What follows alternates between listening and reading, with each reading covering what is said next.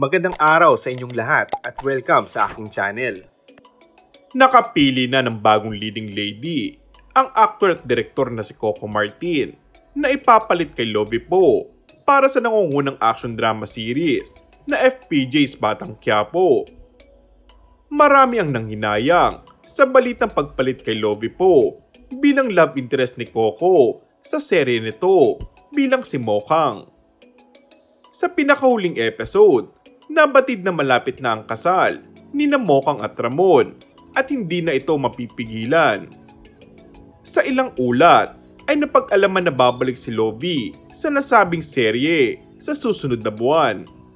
Ngunit magbabago ang takbo ng kwento nito.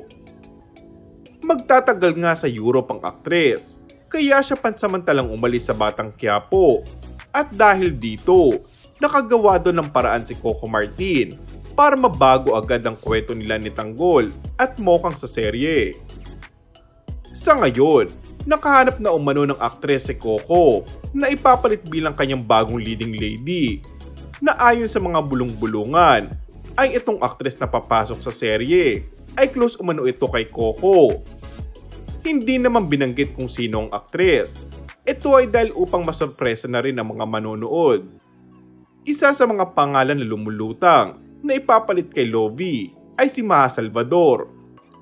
Si Maha ay isa sa nakatambal ni Coco sa naurang serye ng FPJ, ang Probinsyano, at maganda ang kanilang tandem.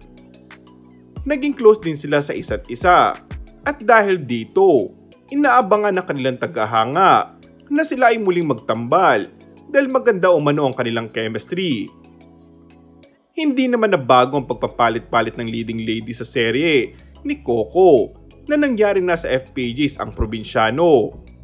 Magmula kay Maha Salvador, naging si Yasi Pressman at ang ending ay si Julia Montes. And that's all for our today's video. Kung bago ka lang sa aking channel ay mag-subscribe at pindutin na rin ang notification bell. Maraming salamat!